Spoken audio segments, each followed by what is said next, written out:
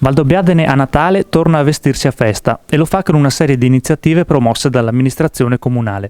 Piazza Guglielmo Marconi e le vie limitrofe del centro anche quest'anno saranno decorate dalle luminarie, non senza qualche modifica e implemento esteso anche alla frazione di Bigolino. Nell'augurare buone festività a tutti i valdobbiadenesi e le loro famiglie, desidero ancora una volta ringraziare tutti coloro che anche quest'anno si sono adoperati per addobbare Valdobbiadene, in particolare le associazioni e le attività commerciali valdobbiadenesi. Il tradizionale albero natalizio troverà spazio nella piazza centrale di Valdobbiadene grazie all'impegno della Proloco, che per il Natale 2018 utilizzerà un abete del Monte Cesen ferito dal maltempo di fine ottobre. Il Natale in paese, proprio con la Proloco, comincerà assieme all'Avvento con il mercatino natalizio nel parco di Villa dei Cedri, in programma per la prossima domenica 2 dicembre. Domenica questa, 2 dicembre, ci sarà il mercatino di Natale in Villa dei Cedri, organizzato dalla Proloco di Valdobbiadene, in collaborazione anche con la Proloco di Bigolino e che con tutte le associazioni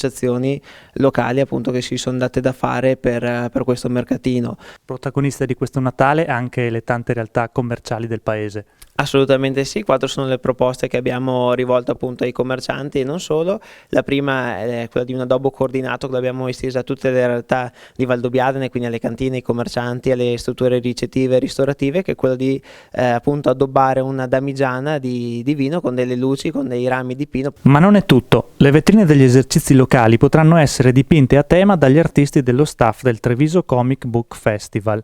E proprio le vetrine saranno oggetto di uno speciale concorso indetto dal Comune. Ultima iniziativa simpatica è quella di un video promo del commercio di Valdobbiadene, dove ci sarà un flash, un video di auguri. L'obiettivo è quello di fare un video di auguri di buone feste, dove i commercianti augureranno il buon Natale a tutti, e se oggi sono presenti in questo video per augurare un buon Natale è perché c'è chi questi commercianti li sostiene, chi decide di comprare nel proprio paese, quindi si sa bene che la scelta individuale dell'acquisto poi sicuramente porta un beneficio anche per il centro storico. Rinnovo un invito a tutti di fare acquisti nel nostro territorio, nelle attività commerciali che abbiamo di vicinato, perché se abbiamo un bel territorio che sarà piacevole per tutti è anche merito delle nostre attività commerciali, quindi cerchiamo di fare meno acquisti nella grande distribuzione online e visitiamo di più i commercianti del nostro territorio.